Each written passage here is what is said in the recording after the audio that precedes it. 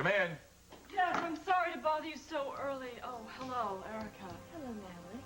Hi, Natalie. What can you do? Do you have a few minutes? I need to talk to you. Sure. Sure. Don't let me stop you. Oh, Erica, this is a personal matter. Erica, would you mind waiting in the other room?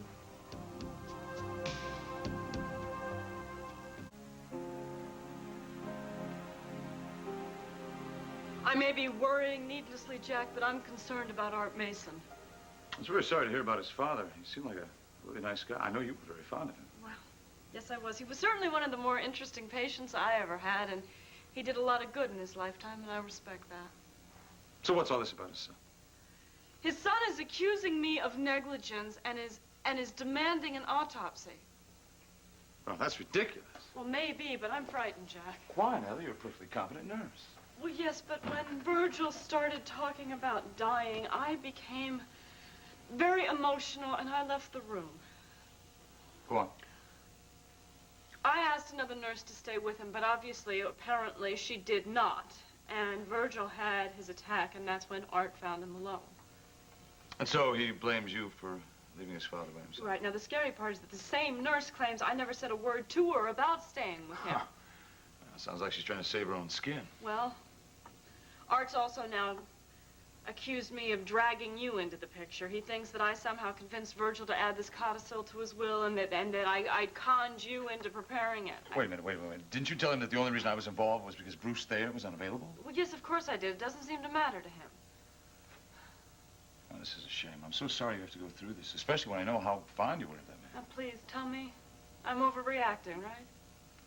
Well, probably you are, but you've been under a horrible strain. Now, what I'd like you to do is if Art Mason bothers you with this, you have him call me, or you call me and I'll call him and I'll straighten it out. All right. Well, I feel so badly for him. I keep hoping maybe he'll wake up and get his perspective back and understand we really did everything we could for Virgil. Well, we can hope he does. You know, the reading of the will is tomorrow morning. Oh, thank God I don't have to deal with that. Anyway, thank you so much for seeing me like this. My pleasure. Thanks for stopping by. And listen, try not to worry about this. I will. Listen, thanks. I've taken up enough of your That's time. all right. I'm sure Erica's anxious to get back to seeing you, and I appreciate it. I'll talk to you soon. Thanks, Jack. You bet.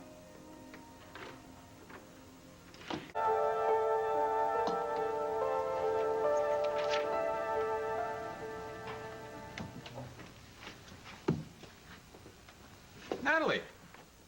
Hi. Hi, Travis. What brings you to our hallowed halls? Oh, I've got my physical therapy session. Oh, how's it going? This is my last one.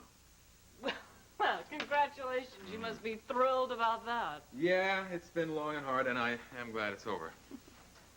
Oh, I heard about your patient, Virgil Mason. I met him once at a fundraiser. He seemed like a very nice, very likable man. Well, he was a favorite of mine. He was feisty and interesting, very kind. I'm sorry. Thanks. Oh, I didn't mean to interrupt. I just wanted to pop my head in and say hello. Chuck, I'm glad you did. Welcome back. Thank you very much. Do you know Travis Montgomery? No. Chuck Tyler. Pleasure to meet you. The pleasure's mine. I understand they've got you back on staff here. Yes. Feels a little strange, but it's good. No, it's good for us. So I understand you'd been in Kentucky. 5 years, but I think I was ready to come home. But your family's glad to have you back. Well, my grandmother seems to be, but you never know how long that's going to last. Yeah, I guess.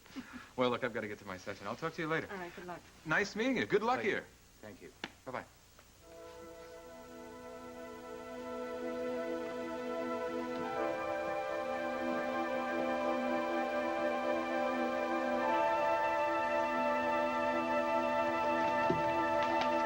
Chuck!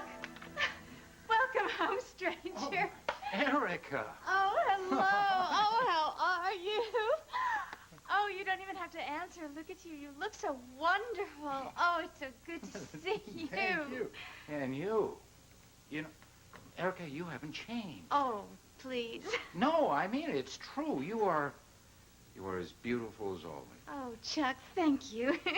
I tell you, when I read this morning in the paper that you were here, I had to come by. I had to say welcome home. Well, thank you. That's very nice. I understand you have a little girl. Yes, I do. Yeah. I do, Bianca. Yes, Bianca. She's beautiful, Chuck. She's just the light of my life.